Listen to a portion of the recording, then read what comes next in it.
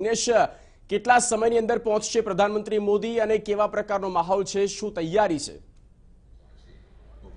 જગદીશ, ટૂંક સમયમાં જ હવે પ્રધાનમંત્રી નરેન્દ્ર મોદી મેટ્રોનું ઉદ્ઘાટન કર્યા બાદ અહીં અસારવા સિવિલ હોસ્પિટલમાં પહોંચવાની તૈયારી છે. અહીં રાહ જોવાઈ રહી છે. મોટી સંખ્યામાં આવેલા કાર્યકર્તાઓ તેમજ જે અધિકારીઓ છે, નેતાઓ છે, તે પણ અહીં આવી ચૂક્યા છે. પોતાની જે પણ કાર્યકર્તાઓની ટીમ હોય તેને પણ મોટી સંખ્યામાં લાવવામાં આવી છે.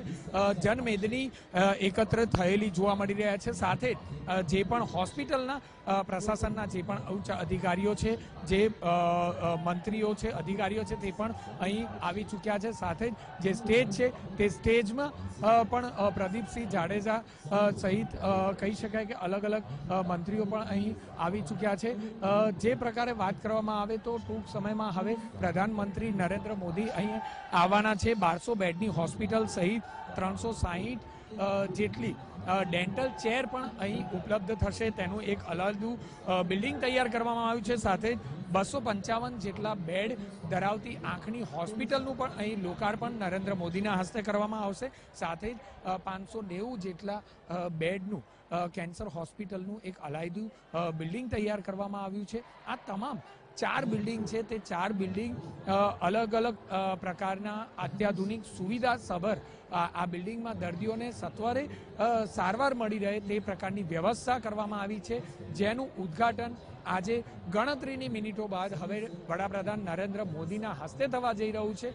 માત્ર દર્દીઓ જ નહીં પરંતુ મોટી સંખ્યામાં નર્સ તેમજ તબીબોને પણ અહીં રોજગારી પણ એક રીતે મળશે અને મોટી સંખ્યામાં ભરતી પણ થશે. અને એટલા માટે જ એક નહીં પરંતુ અનેક રીતે ઉપયોગી બની રહે તે પ્રકારની આ અત્યાધુનિક હોસ્પિટલો હવે લોક ઉપયોગી માટે વડાપ્રધાન ખુલ્લી મૂકવા જઈ રહ્યા છે. બિલકુલ જિગ્નેશ, સાથે સાથે એક લોક માંગ પણ હતી ઘણા સમયથી કે પૂર્વ વિસ્તારનો જે પ્રકારે ડેવલપમેન્ટ અને મેડિકલ ક્ષેત્રે વિકાસ થવો જોઈએ તે પ્રકારે નથી થયો, માટે એક અપેક્ષા પણ હતી. આખરે અપેક્ષા પરિપૂર્ણ થઈ છે?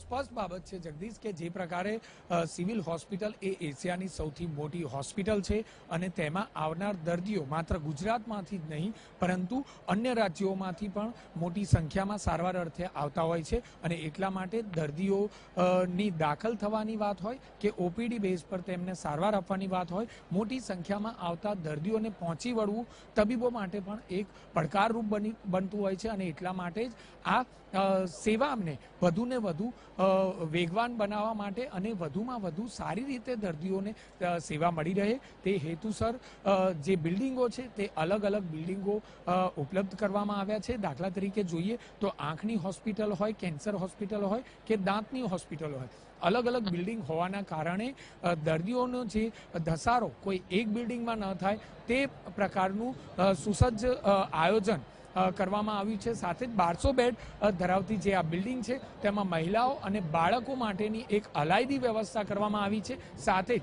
જે સુપર સ્પેશિયાલિટીના 600 બેડ અને મહિલાઓ અને બાળકો માટેના 600 બેડની વ્યવસ્થા ઊભી કરીને કુલ 1200 બેડની હોસ્પિટલ તૈયાર કરાઈ છે કે જેમાં અલાયદા અત્યાધુનિક ઉપકરણોથી સુસજ્જ એવા ઓપરેશન થિયેટર રાખવામાં આવ્યા છે કે જે ઓપરેશન થિયેટર પાછળ લાખો રૂપિયાનો ખર્ચ કરવામાં આવ્યો છે. આ તમામ ઓપરેશન થિયેટર સાથે સુસજ્જ કરાયેલું જે ઓપરેશન થિયેટર છે, સ્પેશિયલ વોર્ડ છે, આ તમામની સેવાઓ દર્દીઓને વિના મૂલ્યે મળી શકે તે પ્રકારનું આયોજન કરવામાં આવ્યું છે. અત્યાર સુધી જે એશિયાની સૌથી મોટી સિવિલ હોસ્પિટલ હતી તેમાં દર્દીઓને ભારે લાઈનો તેમજ દરેક જગ્યા પર રાહ જોવાની ફરજ પડતી હતી. પરંતુ જે પ્રકારે હવે બિલ્ડિંગો બની રહ્યા છે, જે પ્રકારે તબીબી સેવાઓ વધી રહી છે, તબીબોની સંખ્યામાં વધારો થઈ રહ્યો છે, તેને જોતા સ્પષ્ટ લાગી રહ્યું છે કે હવે સરકારી હોસ્પિટલો પણ જે કોર્પોરેટ હોસ્પિટલ છે તેના સમકક્ષ બનાવવાના પ્રયત્નો થઈ રહ્યા છે.